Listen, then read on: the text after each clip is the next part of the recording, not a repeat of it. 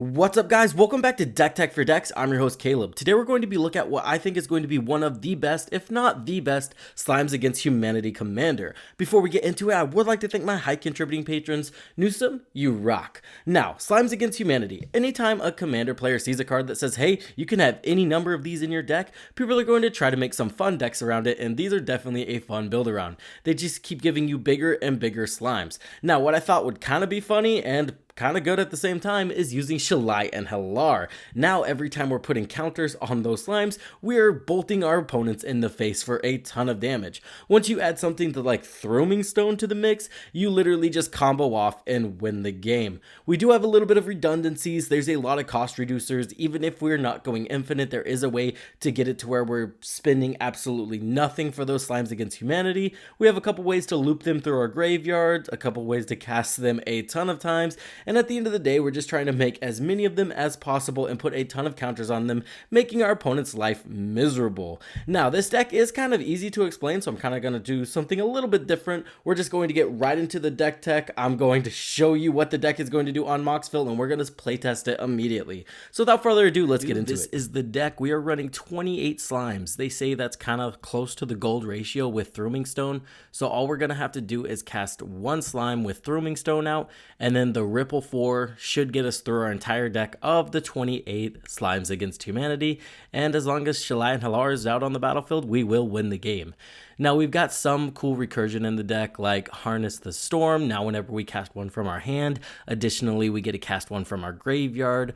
Pyromancer's Ascension. This is just going to double up on our Slimes Against Humanity casts, as long as, again, there's two counters on this, which that is super easy to do. And then Underworld Breach, again, for some solid recursion in the deck.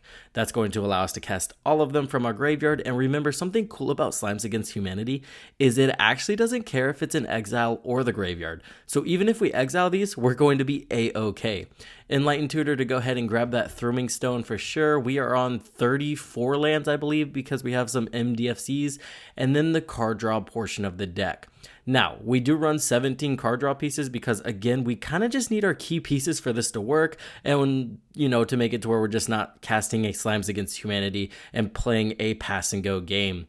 The one thing that definitely works is wheel effects because, again, the Slimes Against Humanity will just end up in our graveyard, which is just going to make them bigger and get us to our key pieces faster. From there, we do have some big score effects. I like these because they kind of draw you into what you need. You can discard the Slimes Against Humanity you don't need, and it kind of just gets us into our key pieces. Unexpected Windfall kind of does the same thing, sees the day. Jessica's Will is absolutely insane, especially with Underworld Breach and the wheel effects, because you net enough mana because your opponent has 7 cards in hand. So you cast Jessica's Will, add 7 mana. You can then use Reforge the Soul to fill your graveyard up, and then cast Jessica's Will again. This is going to get you 100% to your key pieces using these 3 pieces, and even Wheel of Misfortune along with your Underworld Breach. That's for the late game, though. 9 times out of 10, we hope we don't get there. We also do have some Power Matters strategies because sacking the slimes to draw more slimes is definitely a viable option. So Momentous Fall, Life's Legacy, Greater Good. If you resolve a Greater Good early game, you are set because you just discard the slimes, keeping the key pieces, and again, you just then cast slimes and they get bigger because there's already a ton of slimes in your graveyard. This is probably one of the best cards in the deck. Return of the Wild Speaker and Rishkar's Expertise, also pretty solid. Burning Inquiry is kind of a fun card we get to use. Now, we play a lot of low to the ground cards in this deck, so it's very easy to run out your key pieces and then get stuck with a hand of a lot of slimes.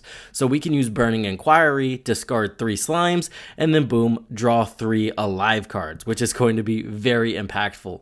Bergie, 9 times out of 10, you'll see her for her front side, but this deck, honestly, you're probably playing the Hornful Horn of Bounty. Now remember, again, they don't care if they're in exile or not, so we can just exile all of the slimes from our hand, discard all of the slimes from our hand, exile a ton of cards, get us to the key pieces we need, and then we don't even have to cast those slimes from exile for them to be impactful.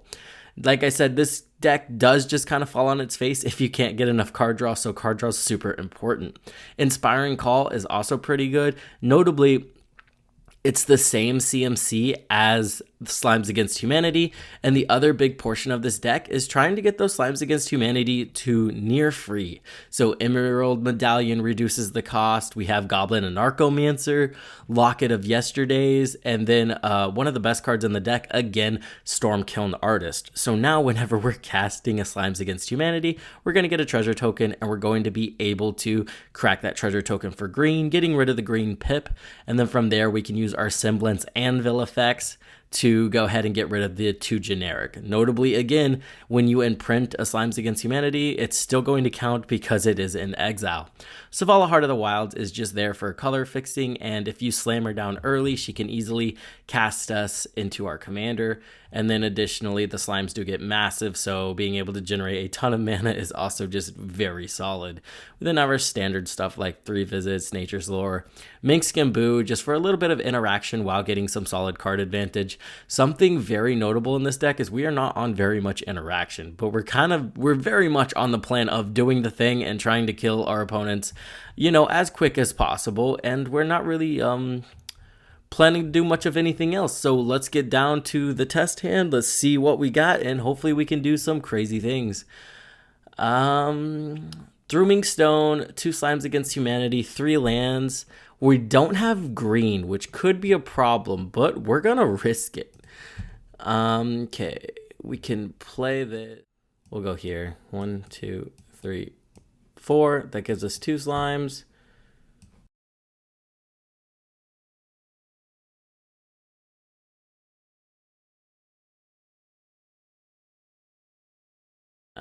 Let's give us another one in.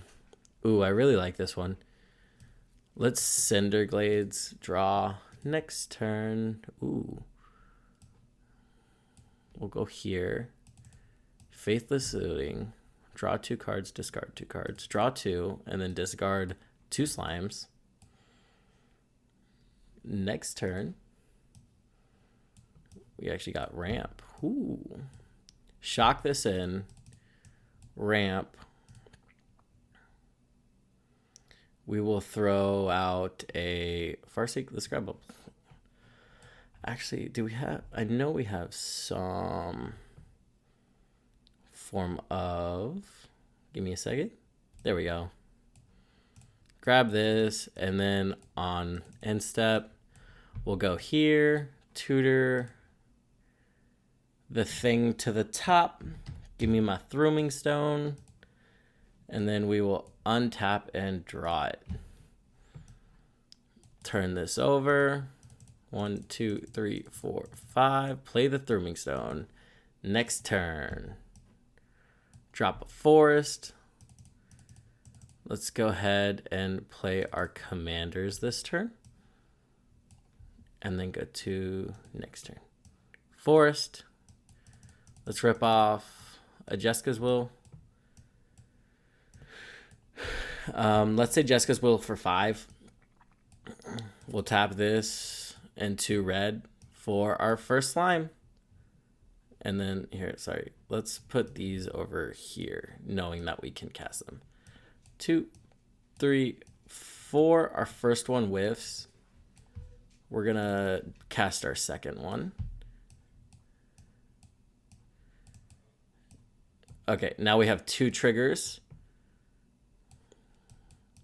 Going down the first one's kind of the most nerve-wracking because you're like, oh my gosh, is it going to work? So the first ones, so we've got 2 triggers on the stack. This is the first one. And that's going to get us 2 more triggers. So now we've got 3 triggers.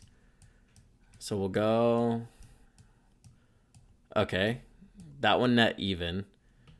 So we still got 3. We still have 3 triggers. So we're going to go again. Or, I mean, they canceled out. Okay, now we lost one of our lives, essentially. And we lost another one. Oh, no. Down to our last one. There we go. We got there. And then, boom, we're back up to 2.